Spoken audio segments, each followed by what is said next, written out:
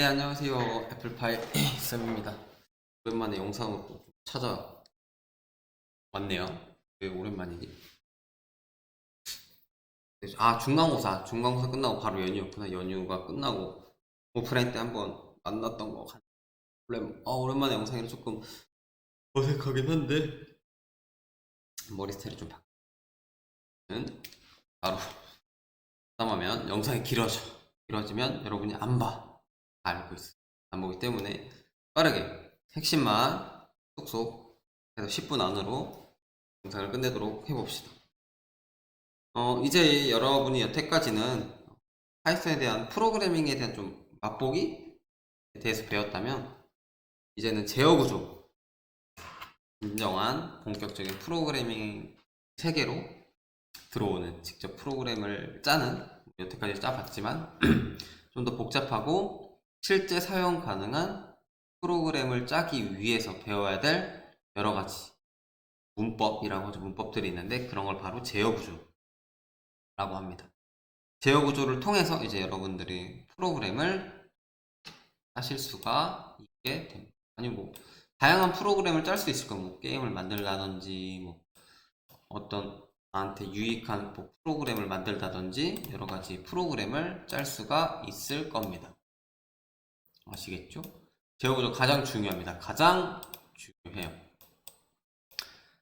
그러면 제어 구조란 무엇인지 살펴보면 제어가 뭐죠? 제어.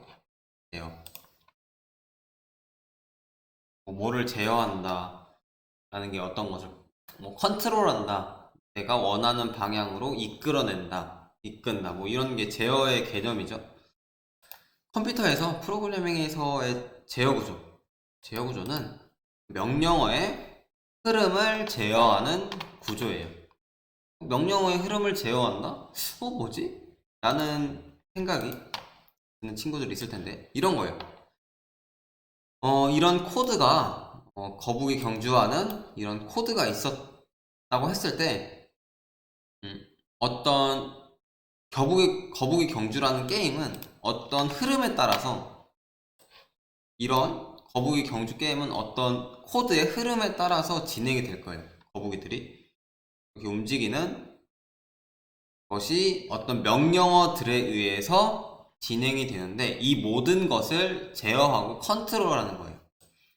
제어 구조라는 건 이 명령어의 쭉 흐름, 거북이 경주라는 게임에 대한 코드의 흐름을 제어하고 거북이가 움직이고 뭐 이겼을 때 색깔이 변하고 크기가 커지고 이런 것을 흐름을 제어하는 게 바로 제어 구조입니다. 흐름을 제어하는 프로그램을 만드는 것이 제어 구조다 라고 생각을 하시면 됩니다. 그럼 제어 구조에는 C 언어, 파이썬 똑같습니다. 크게 세 가지가 있어요. 어떤 종류가 있냐면 첫 번째, 순차 구조, 선택 구조, 반복 구조가 있습니다. 말 그대로 순차, 선택, 반복 구조. 말 그대로 이해를 하시면 됩니다. 순차 구조는 그냥 순서대로 차근차근 하나씩 진행이 되는 구조가 바로 순차 구조다. 뭐 여기는 종이 접기 순서로 해놨는데 뭐 순차 구조에는 또 여러분이 아는 뭐 요리 레시피, 뭐 라면 끓이기, 대표적으로 라면 끓이기겠죠? 라면 잘 끓이나요? 라면 끓이기 이런 게 있을 거예요. 이게 어떤 순서에 따라서 진행되는 구조가 바로 순차 구조다. 순서대로 진행되는 게 순차 구조. 선택 구조는 무엇이냐? 선택 구조는 이 알고리즘 순서도에서 어떤 선택, 조건을 만났을 때 이 조건에 따라서 어디로 분기할지 선택을 하는 거예요. 뭐 예를 들어 여기 예를 드는 것처럼 비예보가 있었는가? 오늘 비예보가 있었으면 또 이렇게 흘러가서 우산을 준비하고 학교에 가는 방향.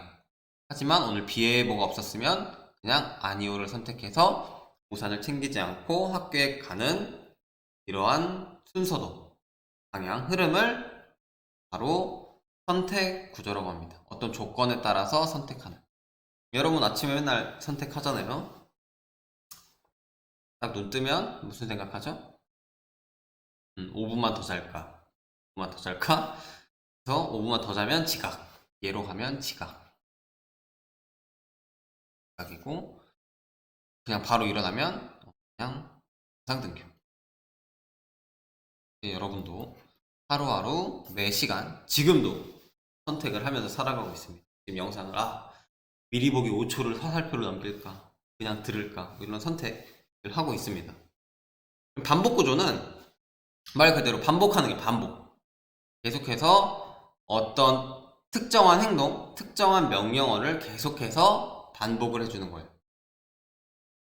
중지 버튼을 눌렀는가를 선택하지 않았을 때는 이 알고리즘이 계속해서 반복이 되게 하는, 어떤 특정한 행동을 하게 하는, 특정한 행동을 반복하게 하는 것이 바로 반복 구조입니다.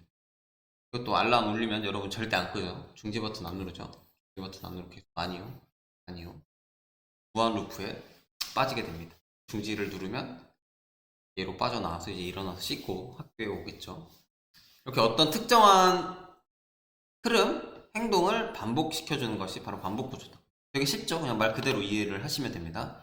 하지만 우리가 알아야 될 건 제어 구조에는 순차, 선택, 반복 구조가 있다라는 것을 반드시 알아야 됩니다.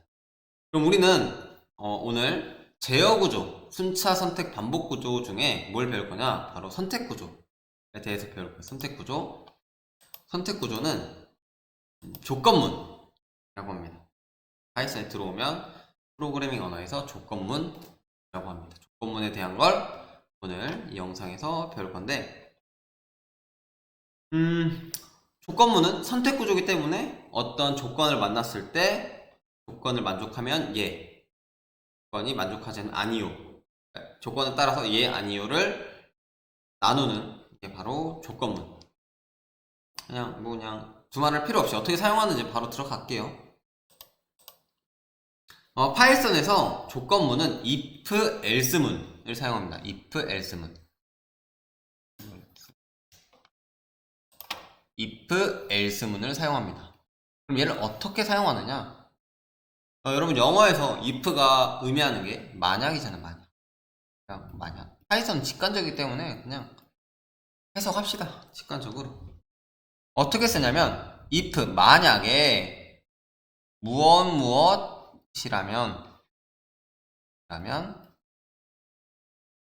무엇이라면 얘를 실행을 하고, else가 뭐죠? 그 밖의 라면 명령어 2를 실행하라. 되게 진짜 간단해요. 그러니까 만약 예를 들어 뭐가 있을까요? 만약 내가 만약 돈이 10,000원이 있으면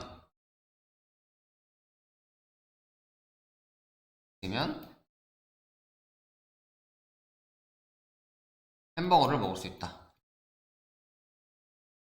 햄버거를 먹는다.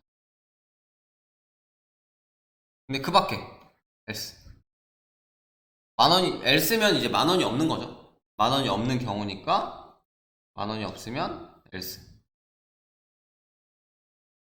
else면 햄버거를 못 먹는다.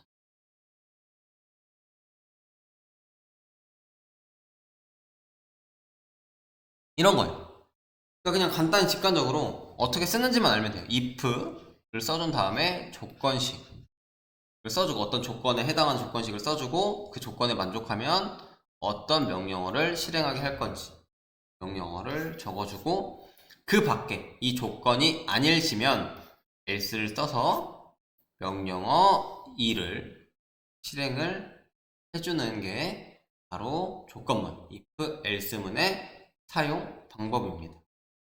제가 간단히 조건식을 써야 된다 라는 것을 꼭 인지를 하고 있어야 돼요.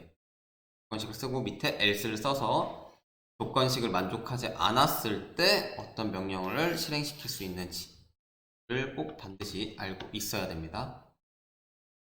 그리고 이게 기본적인 사용 방법이라면 코딩 시 주의해야 될 사항이 있어요. 파이썬에서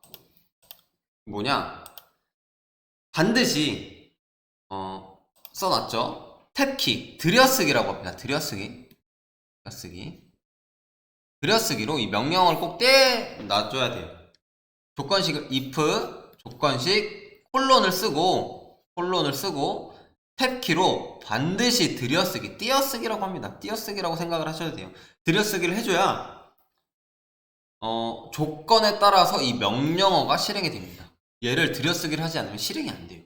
이게 무슨 의미냐? 들여쓰기라는 게 뭐를 도대체 뭘 의미하길래 실행이 되고 안 되고를 따집니까?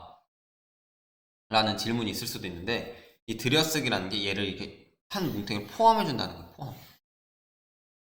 그러니까 들여쓰기를 통해서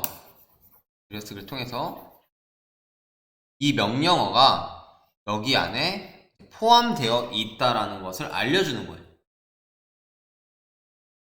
그럼 명령어가 들여쓰기를 하지 않았다면,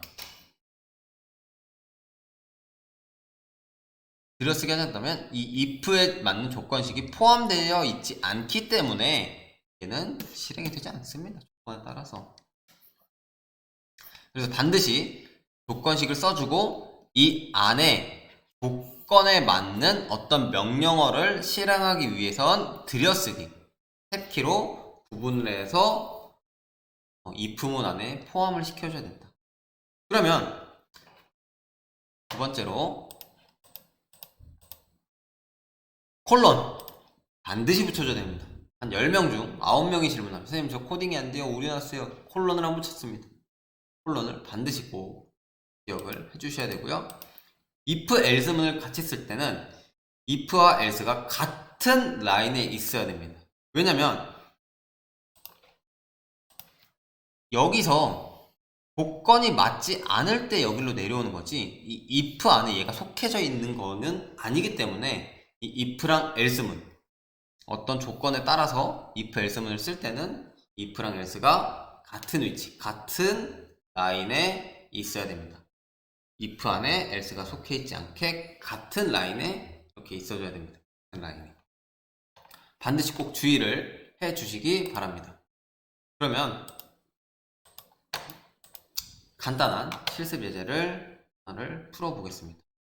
어떤 정수 하나를 입력받았을 때 짝수와 홀수를 판별하는 프로그램을 작성하는 실습 예제를 해볼 텐데, 그 전에 짝수와 홀수를 판별하는 방법부터 알아야겠죠. 짝수는 2, 4, 8, 10 뭐 이런 숫자들을 의미하고, 홀수는 1, 3, 5, 7, 9, 11 이런 숫자들을 의미합니다. 짝수, 홀수의 개념은 아시죠? 이런 걸 의미하는데, 짝수와 홀수를 판별하는 기준은 이 숫자들을 2로 나누었을 때, 2로 나누었을 때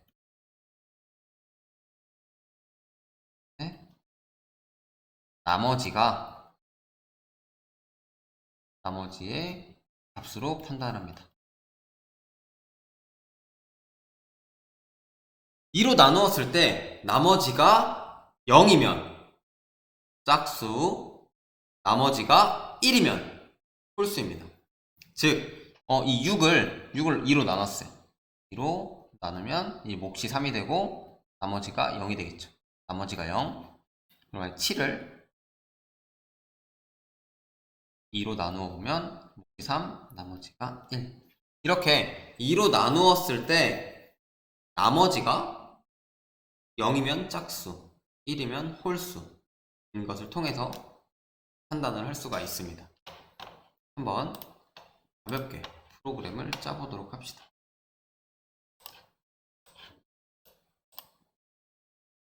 new 파일을 열어서 넘버 어떤 숫자를 받을 거예요.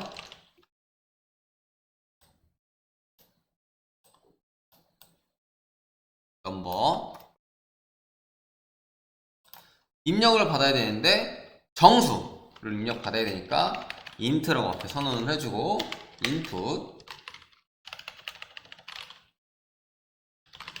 input을 통해 입력을 이렇게 받아줍니다.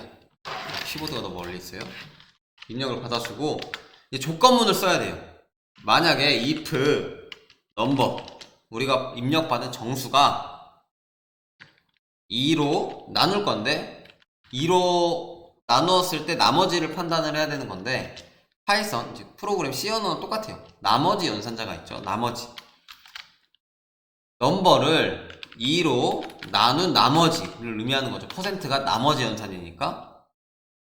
그렇죠. 이거는 연산자에서 여러분 했을 거예요. 기억하고 있어야 돼요. 퍼센트가 나머지 연산자인 걸 몫을 보내주는 게 아니라 나머지 넘버를 2로 나누었을 때 나머지가 넣는 연산자 때 했어요. 참 거짓을 판단하는 거.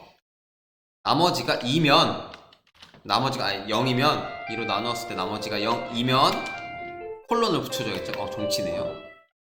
2면 프린트 얘는 짝수예요, 홀수예요? 짝수입니다. 짝수입니다. 를 출력을 해주고 그 다음에 뭐가 들어가야 되죠? 홀수를 판별하는 걸 해줘야 되는데 또 if를 쓸 필요 없이 2로 나누었을 때 나머지가 0 아니면 1밖에 안 나올 거예요. 그러면 2로 나누었을 때 0으로 나머지가 0인 경우와 그렇지 않은 1인 경우 else 그 밖에 1이면 else가 내포하는 건 입력받은 정수가 2로 나누었을 때 0이 아니라는 의미겠죠. 그 밖에니까 프린트 홀수입니다 를 출력을 해주세요 라고 하고 실행을 한번 시켜보면 입은 odd 하고 실행 시켜보면 나올 겁니다. 이게 54를 하면 얘는 짝수예요. 짝수입니다. 를 출력을 해줄 거예요. 다시 실행을 시켜봐서 1을 77을 입력하면 얘는 홀수기 때문에 홀수임을 알게 할 수 있습니다. 숫자 커도 상관없습니다. 1, 2, 4, 1, 2, 모르겠어. 짝수인지 홀수인지 모르겠어. 이건 짝수입니다. 나옵니다. 홀수입니다. 이렇게 다 나옵니다. 이렇게 2로 나누었을 때 나머지가 0인지 1인지를 가지고 짝수인지 홀수인지 판별을 할 수가 있다는 점. 조건문을 이렇게 사용할 수 있다.